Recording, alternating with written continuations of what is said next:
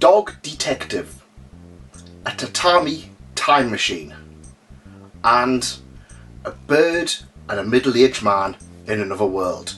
Those are just some of the titles that I have been reading this month.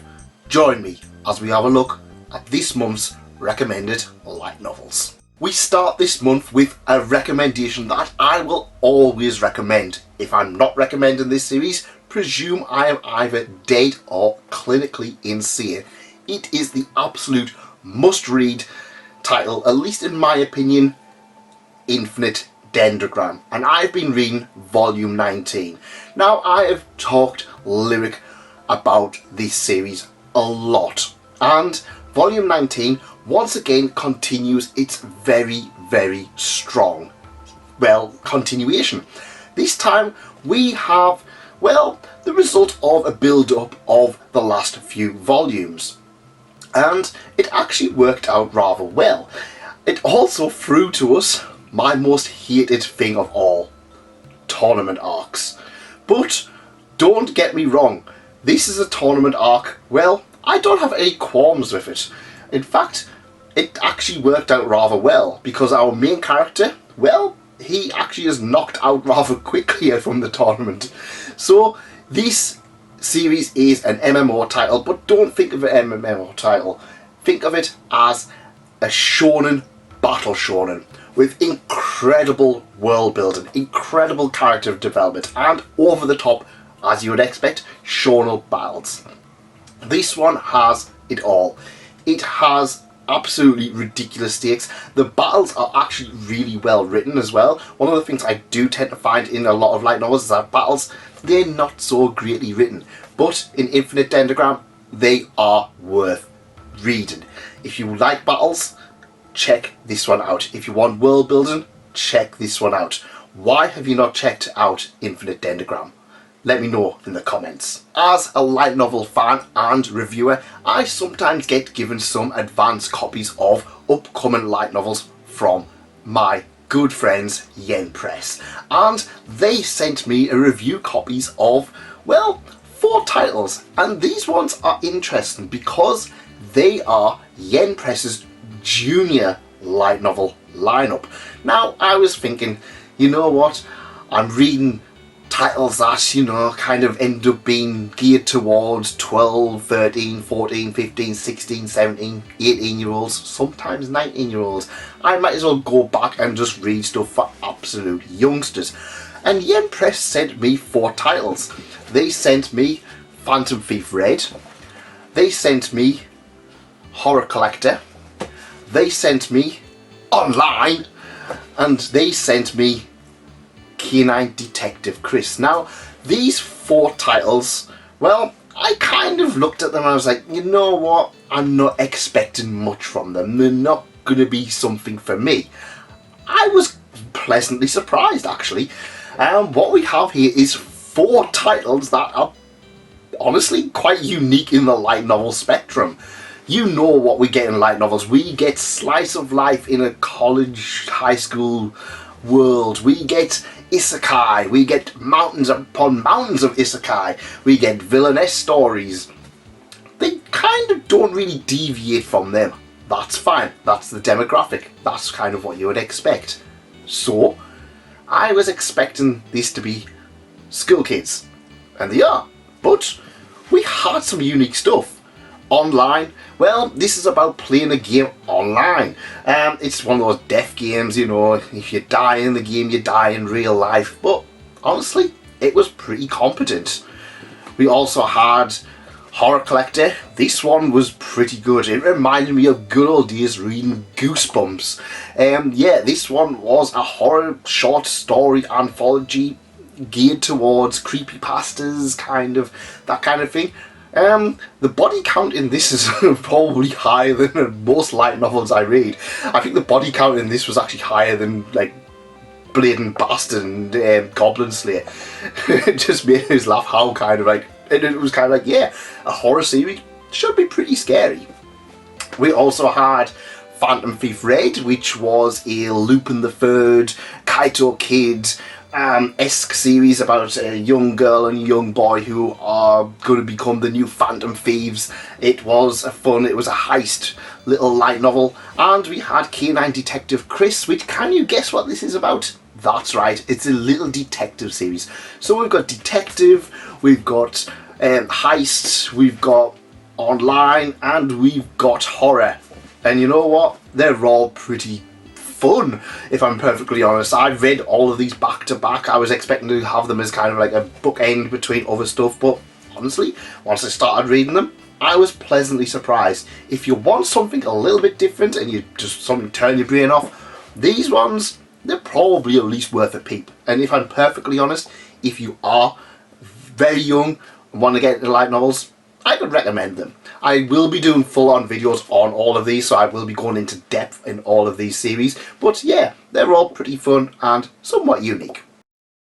So we went from junior light novels to a Japanese novel. Yeah, this isn't a light novel, but if I'm honest, it reads kind of like one. So at the end of the day, I love Japanese novels, I love Japanese light novels, so we'll still talk about this because this is the sequel to one of my all-time favourite novels and all-time favourite anime, Tatami Time Machine Blues.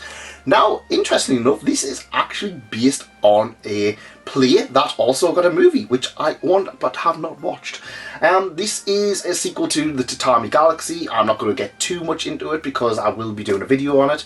And yeah, the Tatami gang gets their hands on a time machine, and what are they going to do? Well, they're going to do what you would expect. They're going to save the remote control on the air conditioning because only one room has air conditioning and they want to keep it that way.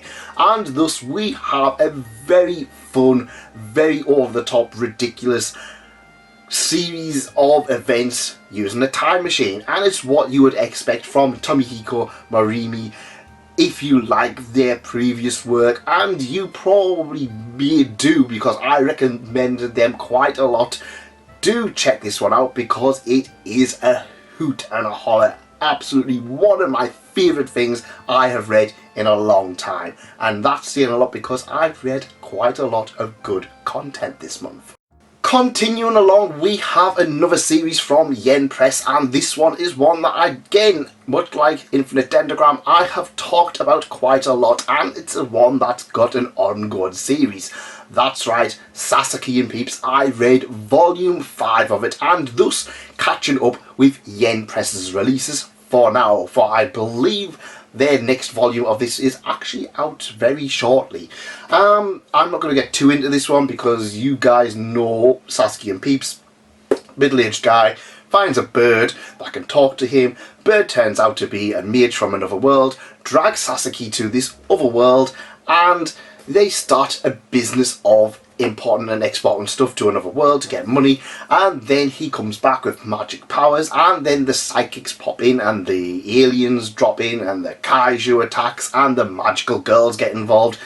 It is a mishmash of just about every trope you can think of, and each volume continues that. This one focuses a little bit more on the war between the princes in the other world more than kind of our home, but it still is a good one. I know the next one is going to have the aliens in it, so I'm looking forward to that. If you are a fan of Sasaki and Peeps, do check it out. It still holds up rather well. If not, then do consider picking this one up if you want an adult protagonist and you want a mishmash of just about every subgenre you can think of. I know there's one coming up that's going to have a school arc, so I'm expecting a tournament arc to appear very shortly. Highly recommended from me. Next up is a title that I 100% expected to love more than I did. I didn't dislike it, but I felt that coming away from it I should have adored this. And that title is Agents of 4 Seasons. Now this is volume 1, this is essentially a big setup for the rest of this, what's going to be a mega series, I'm assuming. And interestingly enough, this is written by the author who actually gave us Violet Evergarden. Again, one of my all-time favourite series that I've never read the light novel of. And I expected big things from this, as you would with someone with such a pedigree as Violet Evergarden. And if I'm honest, I liked it, but I expected to love it. So this is about the agents of 4 seasons, so we've got the whole thing. Then winter was lonely, so they made spring, and spring fell in love with winter, but then they had to make summer and autumn, and yeah, so the agent of spring has been missing for some time because of a thing that happened with winter. I'm not going to get too in-depth into it, but it is genuinely interesting. But she's back now, and she's going to bring spring back to the world because it's been winter for a long time. And yeah, this is one that I probably can't really just sum up in a minute or two. I like the dynamic between the characters, but it was very kind of ho-hum. I wasn't really invested in the relationship between winter and spring, if I'm perfectly honest. And it did have some relationships which were a little bit yikes in terms of their age range. And yeah, I wasn't completely sold on it. I kind of felt like it was building up and building up and building up. And while this volume does end on a cliffhanger, it wasn't a big enough cliffhanger that I kind of felt, oh, I need to go out and read more of this. Maybe I will, or maybe I will actually sit and kind of keep an eye on it and see if it does end up becoming an absolutely fantastic title. All of the things are there for it, but volume 1 was just kind of just okay. It wasn't fantastic, and if anything, I was a little bit disappointed.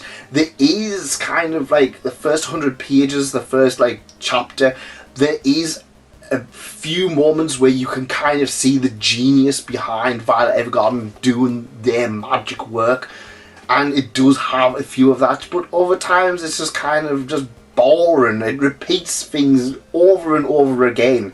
You see the same event done from different perspectives, but it doesn't really shed much new stuff. It kind of just tells the same story over and over again from different perspectives, which is a shame. I wanted to like this more, but it was kind of just okay. But I'm not saying it's bad. I'm just saying maybe hold out until the next volume's out and kind of decide from there. I mean, the way I see it, if a series doesn't grab you straight away, it might not be for you. Be cautionary with this one. Don't go in expecting another Violet Evergarden. You're going to be disappointed.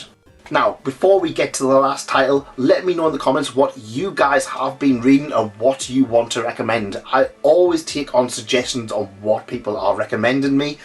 It goes onto a list. I can't promise I'll get to them. I've got a huge backlog, and I mean absolutely huge. I must have about like 30 or 40 volumes just sitting to be read, and even more that need to be turned into videos.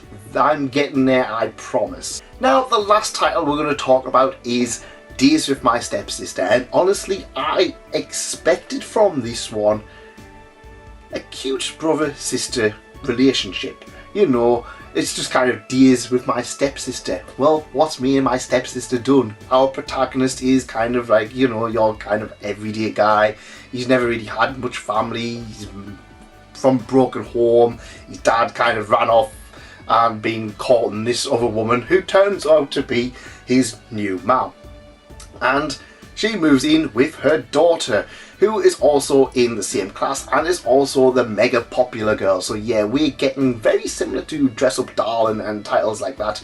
The kind of everyman, kind of somewhat generic protagonist with the very popular, untouchable, popular girl, which seems to be a very common theme in a lot of these slice of lives these days.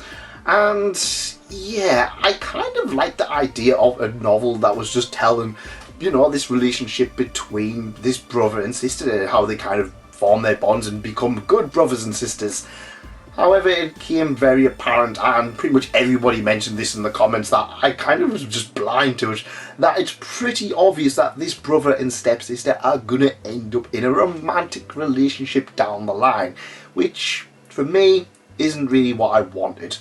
I can't really fault it because it for some people it's pretty obvious that's what's going to happen. If that's what you want, brilliant. knock your socks out. This is a good start up to that. If it's not what you want and you just want a brotherly sister relationship like Umaru-chan, for example, you're probably not going to have a great time with this. It all comes down to what you want as a title, and it's fine. I liked a lot of things with this, but it just wasn't what I wanted, realistically. I just wanted a cute, like, not even a romance, it was just a cute relationship between these two characters, and just didn't get that. Some absolutely fantastic light novels here, and if you want more, make sure you check up the video here. There are absolutely tons of light novels all ready to be read, and if you do want a bit more of an opinion on Days of My Stepsister, go check out the video. I will leave a link in the comments. See you there.